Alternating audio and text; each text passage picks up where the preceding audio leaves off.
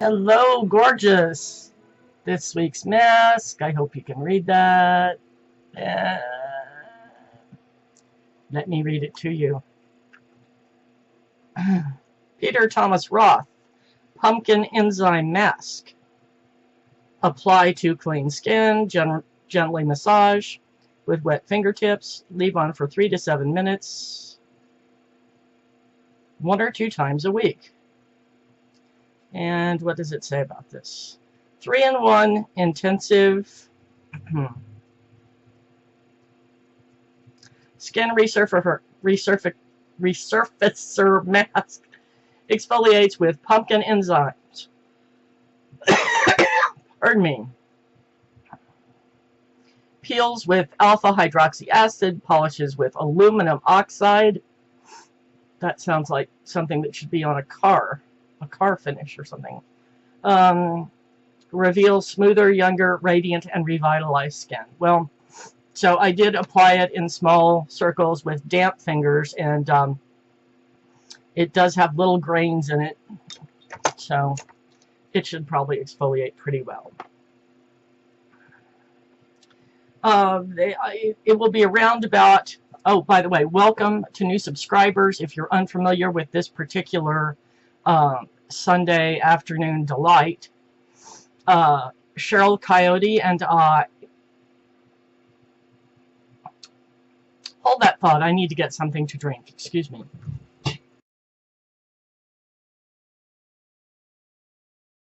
Sorry about that. Okay, on Sundays at 1 Central Time, which is my time, and at 11 a.m. Pacific Coast Time, which is Cheryl's time, we sit here in our humble abodes and put on a mask, and while the mask does its thing, we discuss beautiful things. I'm back.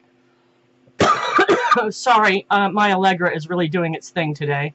It's, you know, yeah, my nose is dry, but my phlegm is going down the back of my throat. Gross, I'm sorry, and hitting the dry spot and making me cough. Okay, sorry about that. Sometimes it may not seem like it's something beautiful we're talking about, but generally we get around to some point we're trying to make, which is beautiful.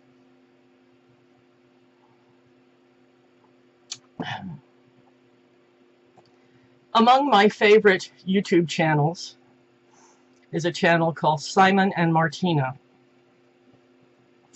And I've been watching them for about 4 or 5 years, but they've had a channel for, I believe, 10 years or over. Have 1.3 million subscribers. Anyway, they're from northeastern or eastern Canada, and moved to Korea to teach English.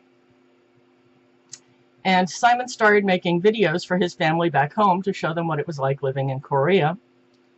And Martina kept teaching.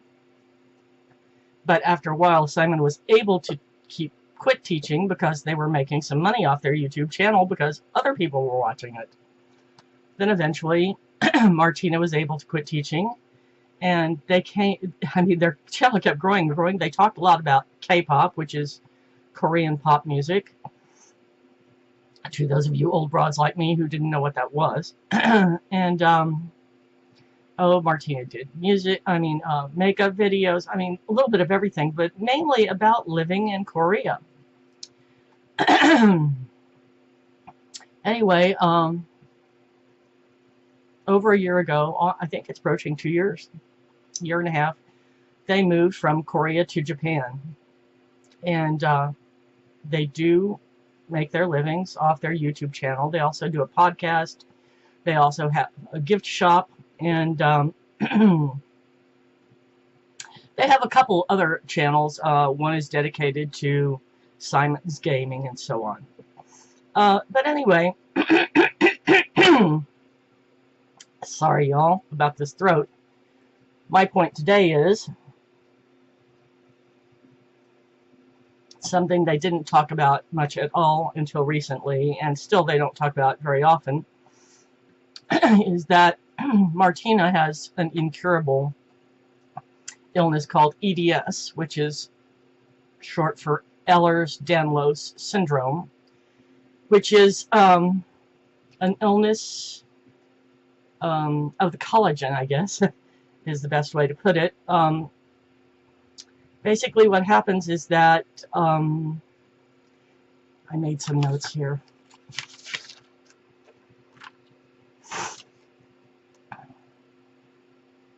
You're prone to joint pain and dislocations.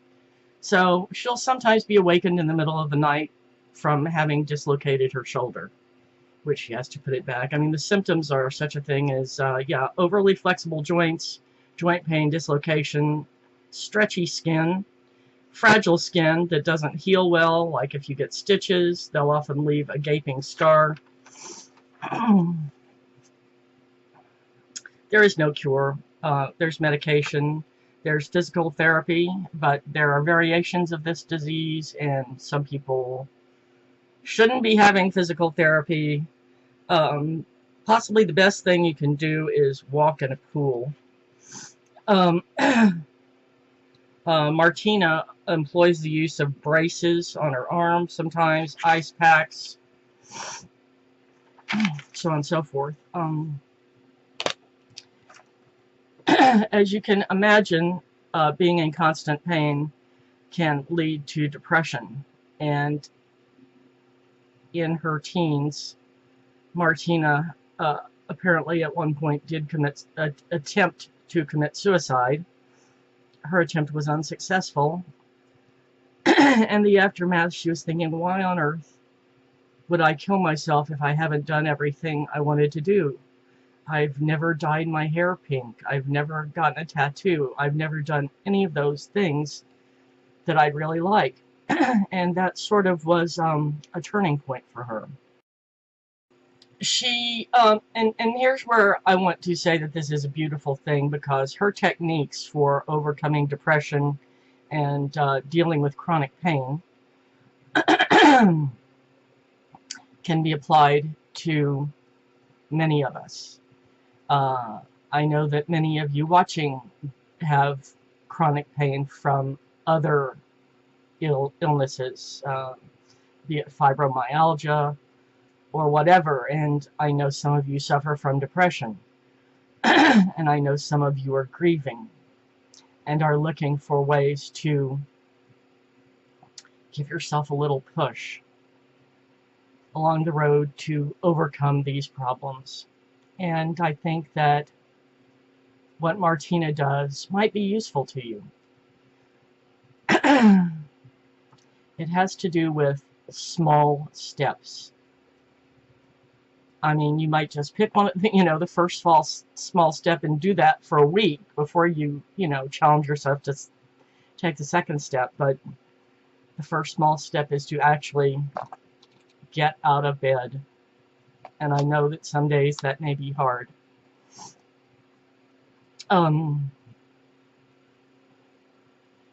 For her, they have a two-story house, so step number 2 for Martina is to actually get down the stairs, which is some days very difficult for her. Number 3 is to try to laugh at yourself. And of course, this is a time when that's the last thing instinctively that you would be inclined to do.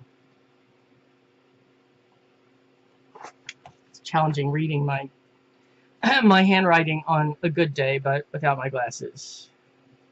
Oh, this is just to elaborate that staying at home doesn't always help. You might think cocooning would, but sometimes the best thing to do is get yourself up, get yourself dressed, get out of the house, even if it's to go 1 block down to your favorite coffee shop and have a cup of coffee and look at the people there. She notes that music can help, and this is not the time to put on your dark, sad playlist. This is the time to put on your happy, cheerful playlist. For us old broads out here, put on your makeup. Most people watching beauty videos on YouTube and old broad beauty videos are doing so because they like makeup. But sometimes we forget how much better it feels once we put it on. Don't be embarrassed to use mobility aids. Like when my back goes out, I will take my cane with me when I leave the house. Or when my left knee is sometimes doing that thing, you know how your knee will go out on you and you'll just crumple down? Well, that's a very unpredictable thing, I know. But I can't bring myself to take the cane with me all the time. But when it seems to be doing it more often, then I'll take the cane. Okay, I can't read my writing again. Oh, eat simple comfort food while you're, you know, in pain or in a deep, dark depression. Eat something that will make you feel better.